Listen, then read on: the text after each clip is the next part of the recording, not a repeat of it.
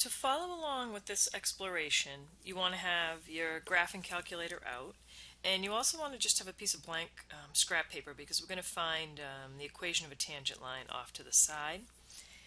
And so the first thing we want to do is we want to graph the function f of x equals x squared in y1, and we want to graph the equation of the tangent line at that function at the point 1, 1 in y2. So we're gonna find the equation of the tangent line. So we know that, and we want to graph the equation of the tangent line. So let's do it in the new format of the linearization. So the linearization of any function is f of a plus f prime of a times x minus a, and the point of tangency is a f of a. And so for our problem, since the point of tangency is 1, 1, we want L of x equals f prime of 1, f of 1 plus f prime of 1 times x minus 1. So we'll find, we've got the original function, so we'll find f of 1, which is 1 squared, or just 1. We need to find the derivative of the function, which is 2x, and we use that to find f prime of 1, which would be 2 times 1, or just 2. So our tangent line, or our linear approximation, f of 1 is 1, plus f prime of 1, which is 2, times x minus 1. Now you can rewrite this in slope-intercept form, but really for the purposes of linearization, it's nice to see it written in this form because we can see what the point of tangency is. The x value is 1 and the y value is 1, and so you can see that right in the equation. So we're going to graph x squared in y1 and the tangent line in y2. So y1 will have our x squared. In y2 we'll put the linearization 1 plus 2 times x minus 1.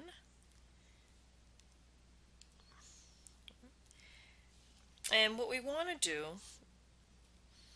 is follow step 2. We want to zoom in on the graph at the point 1, 1. So we'll do a zoom 6 to start with. There's our function. Here comes the tangent line, now called the linearization. I'm going to trace on 1 and hit enter, and then I'm going to zoom in. So hit zoom and then in and hit enter again. And we can see we'll hit that tangent point of tangency again. I'll trace on 1 and hit enter. I'm going to zoom in one more time.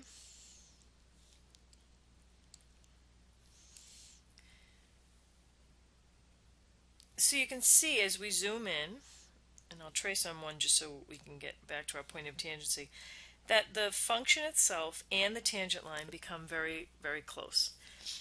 So what we want to do in the next step is we want to compare the difference between the function and the point of tangency for different values of x.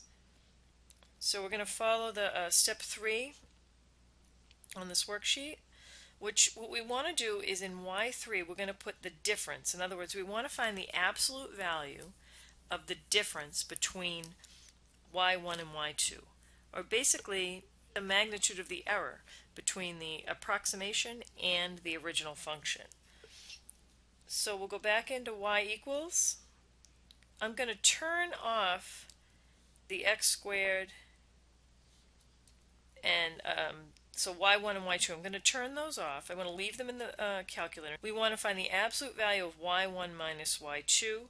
So to find absolute value, we hit math, number, absolute value, and these steps are listed on the exploration worksheet. vars y vars function y1, and then we want to do minus y2, so vars y vars function y2. And at this point, so we're just going to graph the difference. So only the y3 is highlighted, y1 and y2 should be turned off. I'm going to do a zoom 6 again.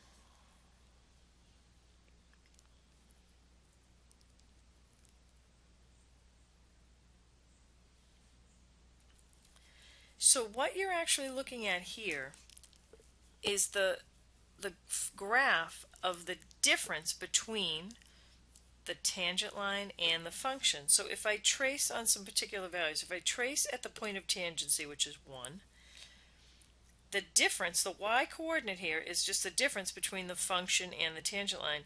So at the point of tangency, there is no difference. But as we move farther away from the point of tangency, you can see that we're going to have more and more error. The difference is getting greater. The y value is the difference between the function and the tangent line. So at this point, so here we're looking at a graphical representation of the error.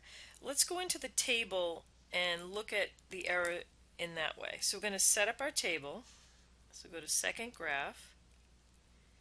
I'm going to delete anything that's there. Okay.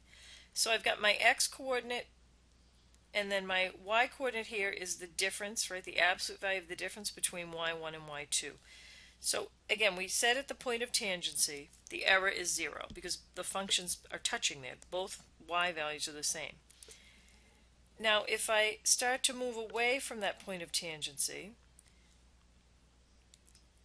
say I do 0.001, right? 1.01 gives us 1 times 10 to the negative 4. If I go to 1.1, my error is 0.01, 1.5, my error is 0.25. So I'm basically just choosing values that are farther away from x to the right of x, the right of that point of tangency, and let's look at some values to the left. If I do 0.99, my error is very small. If I do 0.5, my error is growing. If I do say 0.1, and my error grows even more. The farther we are away from the point of tangency, the difference between our function and the linearization increases. So we basically just answered these three questions. What do you notice about the difference between the function and its derivative at x equals 1? The function and the derivative are equal to each other. And if it's helpful, let's go back into the table and turn the original two functions on. So by highlighting y1 and y2, when we go into the table now, it'll show us both the value of the function and the value of the linearization. So at the point of tangency, both the function and the tangent line, or the tangent line equation, have the same value. So we notice at the point of tangency, the function and the linearization have the same exact value at 1. Okay, they're equal to each other. As we move away, the next question says, for values that are very close to 1, our error is, the difference is very small.